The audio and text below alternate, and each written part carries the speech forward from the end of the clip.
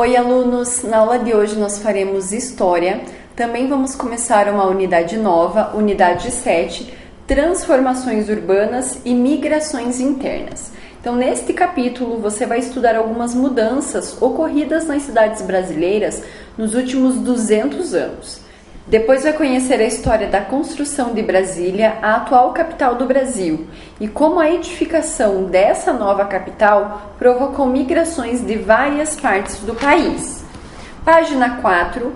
Como eram as cidades brasileiras há 100 ou 200 anos? E como serão as cidades no nosso país no futuro? Faça a atividade a seguir para refletir sobre esse assunto. Então, ali tem a seção Diga Aí, onde pede para vocês ler atentamente essa produção de um cartão postal criado pelo artista francês Jean Marc e os textos verbais correspondentes. Então, observem com bastante atenção essa imagem, que mostram ali algumas coisas, vamos dizer, do futuro, como, por exemplo, aquele táxi aéreo. Então, número 1. Quando essa imagem foi produzida? Observem ali embaixo que tem algumas informações. Então, além de observar, fazer uma releitura da imagem, é bem importante fazer a leitura das descrições, tá? 2. Que ano o artista escolheu para representar o futuro?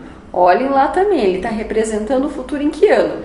Essas informações eu quero que vocês escrevam no ladinho, não tem muito espaço, mas dá para anotar.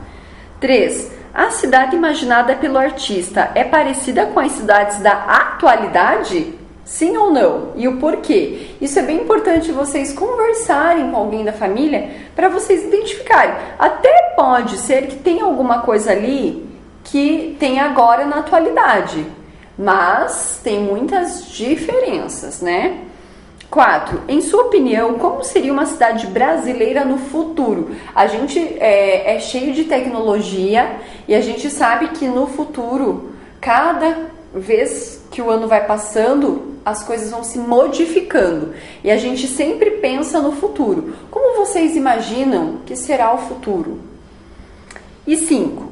Que elementos das cidades brasileiras atuais não existem nas cidades de antigamente? Então, olha lá, existem muitos elementos aqui da atualidade que não existiam antigamente. Que elementos podem ser esses? Anotem pelo menos 1 ou 2 ali no número 5, tá?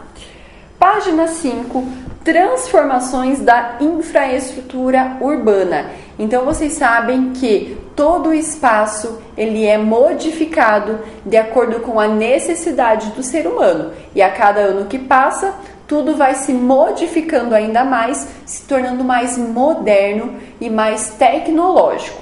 Então, ali diz assim: em muitas cidades brasileiras, principalmente nas cidades de grande porte, é possível observar edifícios, pontes, viadutos, túneis, ruas, redes de energia elétrica e diversos meios de transporte, por exemplo. Todos esses elementos podem variar conforme as necessidades de pessoas que vivem ou passam a viver nesses locais. Sendo assim, a construção de pontes é fundamental em cidades que têm rio ou que se localizam em regiões litorâneas. Os edifícios altos, com diversos andares, normalmente são mais comuns em cidades habitadas por uma grande população, pois podem abrigar muitos moradores ou trabalhadores. Muitas características observadas nas cidades da atualidade são resultados de transformações que aconteceram no decorrer do tempo.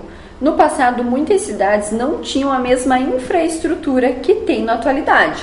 Então, observem ali, infraestrutura é um conjunto de elementos considerados necessários para o funcionamento de uma cidade, como, por exemplo, redes de água potável e de tratamento de esgoto, sistemas de iluminação pública, edifícios, escolas, creches, hospitais, espaços culturais, sistemas de transporte público, pontes, ruas e rodovias. Tudo isso, então, é um conjunto para que uma cidade possa se desenvolver cada vez melhor. Página 6, iluminação urbana. Um exemplo de transformação na estrutura das cidades é a iluminação das ruas, que mudou bastante com o passar dos anos. Muito antigamente não existia iluminação pública. Na verdade, há muitos anos atrás não existia iluminação em lugar nenhum. Aí depois, com o passar do tempo, sim, foi surgindo a iluminação. Então olha lá, as ruas e outros locais públicos só passaram a ser iluminados há aproximadamente 200 anos, com lampiões que usavam óleo de peixe como combustível e mais tarde um sistema a gás. Os lampiões eram acesos manualmente todas as noites por trabalhadores contratados somente para isso, os chamados acendedores de lampiões. Então imagine uma pessoa contratada somente para acender as lamparinas ali das ruas. Uma profissão, né? Um tanto diferente, vamos dizer assim. Então, o que eu quero que vocês façam agora? A leitura dessa breve história da iluminação no Brasil. Pessoal, é muito importante que vocês façam essa leitura para vocês conhecerem como houve mudanças até agora, tá? Então, pausem o vídeo, façam a leitura dessas etapas que é bem interessante e aí a professora vai continuar aqui seguindo, tá? Mas eu sugiro que vocês pausem. Na página 7 diz ali: atualmente a energia elétrica é o principal recurso usado na iluminação pública das cidades brasileiras. Essa energia pode ser gerada tendo como fonte raios solares, força do vento ou da água, queima de gás natural, entre outros recursos. No Brasil, por causa da grande quantidade de rios, a principal forma de gerar energia elétrica ocorre por meio de usinas hidrelétricas, que a gente já falou em outro momento. A professora já postou um vídeo para vocês falando de como funciona então as usinas hidrelétricas, e a professora postou o mesmo vídeo para vocês relembrarem, tá? Então ali diz assim: quase toda a energia produzida no Brasil se origina do sistema hidrelétrico, o qual abastece locais públicos diversos, moradias, indústrias e outras construções. Então, pessoal, vocês estão vendo ali um esqueminha sobre a usina hidrelétrica. Embaixo desse esqueminha tem ali um resuminho que eu quero que vocês façam a leitura, mas como a professora falou, eu postei um vídeo falando sobre a usina hidrelétrica e eu quero que vocês assistam novamente para vocês relembrarem, tá? Apesar da grande capacidade de gerar energia, a construção de usinas hidrelétricas provoca impactos ambientais, entre eles o que afetam a vegetação local e o habitat de diversos animais. Também causa impactos para os moradores que habitam locais próximos a essa construção. Página 8, seção Você Sabia? Então, uma das primeiras usinas hidrelétricas do país surgiu há mais de 100 anos, no ano de 1889, na cidade de Juiz de Fora, em Minas Gerais, e não ocupava área maior do que um curso do rio. Por isso, causou menos impactos ambientais. A chamada usina de Marmelos foi construída sob direção de Bernardo Mascarenhas, no rio Paraibuna, que tinha como objetivo obter energia elétrica para sua fábrica de tecidos. Dessa maneira, os teares poderiam se movimentar com mais eficiência e a fabricação de tecidos poderia ser ampliada. Mascarenhas pretendia não só usar a energia da usina para sua fábrica, como também substituir a energia a gás utilizada na cidade de Juiz de Fora. Logo, as ruas e praças das cidades e outros lugares passaram a receber a energia elétrica produzida em Marmelos. A usina de Marmelos foi importante para o desenvolvimento de muitas indústrias na região e também provocou a chegada de migrantes e imigrantes de diversos lugares em busca de trabalho, principalmente italianos, que passaram a trabalhar na fábrica de tecidos de Mascarenhas, formando uma população de operários e comerciantes.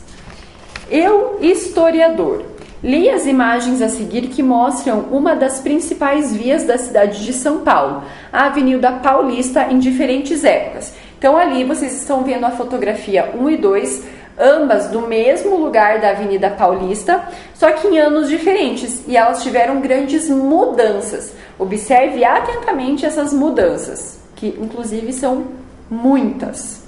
Então, de acordo com sua leitura, responda as questões. Letra A. Comparando as duas fotografias, que transformações podemos identificar na infraestrutura da cidade? Coloquem ali tudo que vocês observarem de transformações. B. Quantos anos há de diferença entre as duas imagens? Então, uma foi tirada em 1902 e a outra em 2019. É só fazer uma subtração, tá? E C. De acordo com o que você estudou sobre iluminação pública no Brasil, já havia ruas iluminadas em São Paulo na época em que a fotografia 1 foi registrada? Se sim, como era essa iluminação? Lembra lá da iluminação pública, né, que vocês fizeram a leitura. Observem quando surgiu a iluminação pública, observem o ano dessa fotografia, para vocês dizerem se nesse ano, nessa fotografia, já existia iluminação pública e como era, tá? Página 10. Eu, cidadão. Sobre a infraestrutura da cidade onde você mora, responda a essas questões. Então, você vai ter que fazer uma pesquisa ali, caso você não saiba. Letra A. Como é a cidade durante a noite? Nela, existe um sistema de iluminação pública? Então, aí na Fazenda Rio Grande ou em Mandirituba, existe iluminação pública e como ela é? No caderno, faça um desenho ou cole uma imagem para responder a pergunta. Então, não precisa desenhar, tá? Mas é bem importante vocês fazerem uma pesquisa e terem este conhecimento, esse entendimento. Como que é esse sistema, então, na Fazenda Rio Grande, na cidade onde você mora? B. Com a ajuda de um adulto, pesquise a origem da energia elétrica usada na cidade. Então, na letra A, você só vai pesquisar para o seu conhecimento, não precisa anotar em lugar nenhum. Mas caso você queira anotar, pode anotar no caderno, tá? E a letra B, com a ajuda de um adulto, você vai fazer essa pesquisa e vai fazer um resumo escrevendo ali na apostila mesmo. Letra C. Escreva o nome de outros elementos que fazem parte da infraestrutura da sua cidade. Esses elementos podem ser saneamento básico, ruas asfaltadas, energia elétrica, escolas públicas, hospitais públicos, tá? Tudo isso faz parte, então, da estrutura de uma cidade. Outras transformações de infraestrutura. Então, ali diz assim: além das hidrelétricas, outras obras de infraestrutura influenciaram o desenvolvimento de muitas cidades no Brasil. Com a industrialização do país, algumas cidades cresceram bastante, pois as pessoas migravam do campo para os centros urbanos em busca de emprego e melhores condições de vida. Por outro lado, nem todos esses espaços tinham a infraestrutura necessária para receber os novos moradores. Em muitos locais não havia água tratada, redes de esgoto de energia elétrica, escolas, hospitais e transporte público. Para adequar as cidades às mudanças que estavam ocorrendo, alguns governantes iniciaram obras de melhoramento com a construção de moradias e de ruas pavimentadas e mais amplas. Contudo, essas alterações também obrigaram a população com menos recursos financeiros a se mudar para as periferias. Essas obras de infraestrutura modificaram a paisagem dos locais, por exemplo, com o desmatamento de vegetações nativas e transformações de diversas áreas rurais em novos centros urbanos. Então, pessoal, sempre que a gente faz uma transformação, a gente faz pensando na gente, de acordo com as nossas necessidades, e nem sempre a gente pensa na natureza, e é ela quem sofre. Página 11. Pelas estradas e rodovias. A construção de estradas no Brasil foi iniciada há aproximadamente 100 anos com o objetivo de ligar diversas cidades. Aos poucos, essas vias foram cada vez mais usadas para transportar pessoas e mercadorias, o que antes era feito por meio de ferrovias. Na atualidade, as rodovias são as principais vias utilizadas com esses objetivos no país. Então, observem essa rodovia, façam a leitura ali da descrição e aí vamos para a seção Interpretando. Número 1. O trecho a seguir faz parte de uma matéria publicada no jornal Amanhã, sobre uma obra de infraestrutura realizada no governo do presidente Washington Luiz entre os anos de 1926 e 1930. Então, ali, estradas. Abrindo essas estradas, às vezes dentro das selvas, em pleno deserto, o atual presidente da República semeou, fez surgir algumas das cidades ou alguns dos municípios. De acordo com o texto, responda as questões. Letra A. Que obra de infraestrutura foi realizada pelo presidente? Então, ele mandou construir o quê? B. Em que locais esse tipo de obra foi feita? No meio do que lá que ele fala? E C. O que surgiu na construção de novas estradas? Surgiram o quê? Bem facinho, né? Página 12. Número 2, última de hoje. Com que objetivo as estradas eram construídas? Qual a intenção das estradas serem construídas? Por hoje é só. Qualquer dúvida, a professora estará à disposição. Caprichem muito, tá, pessoal? Não esqueçam que sempre quando vocês tiverem dúvidas, me mandem mensagens. Não fiquem com dúvidas, principalmente porque chegamos no 4º e último bimestre, tá bom?